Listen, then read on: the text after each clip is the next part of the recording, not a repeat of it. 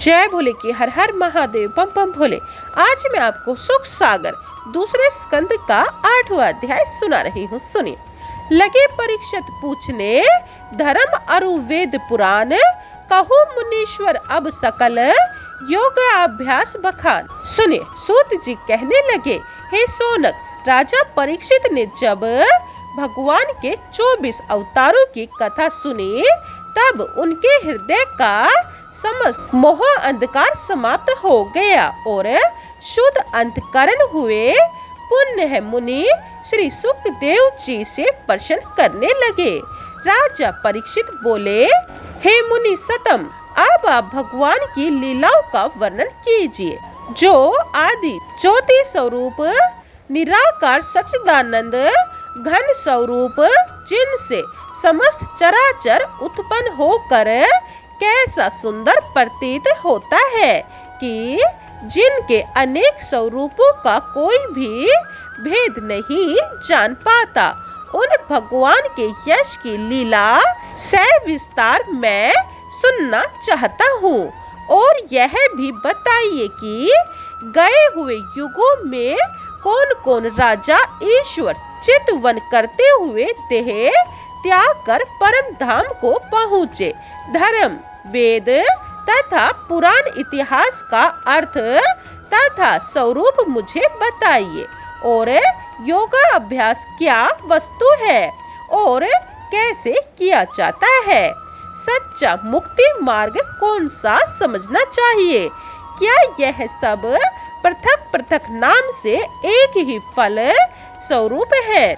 सुखदेव जी कहने लगे, हे नृपेंद्र, यह मनुष्य देह बारंबार नहीं मिलता, फिर भी इसको पाकर मनुष्य अगले जीवन को शुभ कर्मों द्वारा नहीं सुधारना चाहता, तो वह स्वयं दुखों को निरंतर भोगता रहेगा।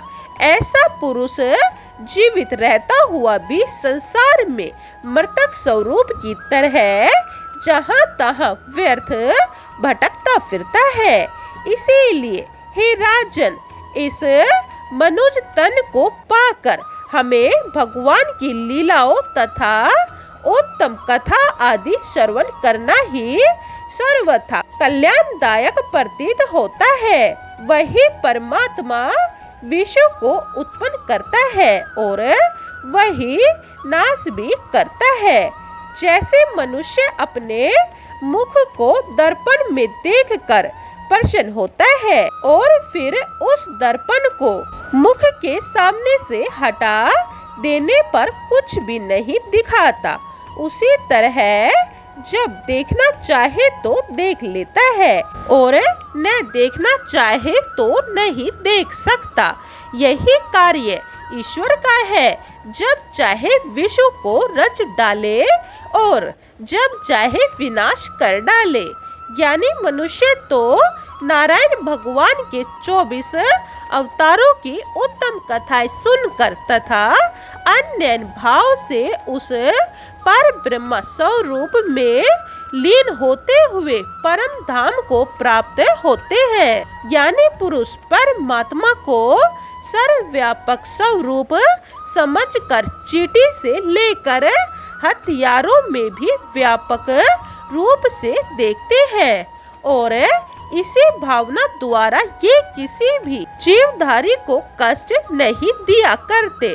सूत जी बोले, हे सोनक आदि ऋषिवरों, जिस समाचार को राजा परीक्षित ने मुनि सुखदेव जी से पूछा है, वही वृत्तांत एक समय ब्रह्म कल्प में श्री पितामह ब्रह्मा ने भी भगवान नारायण जी से पूछा था।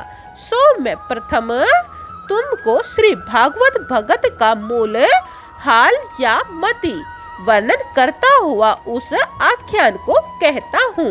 8वां अध्याय समाप्तम। जय भोले की 9वां अध्याय यह आप दूसरी वीडियो में सुने।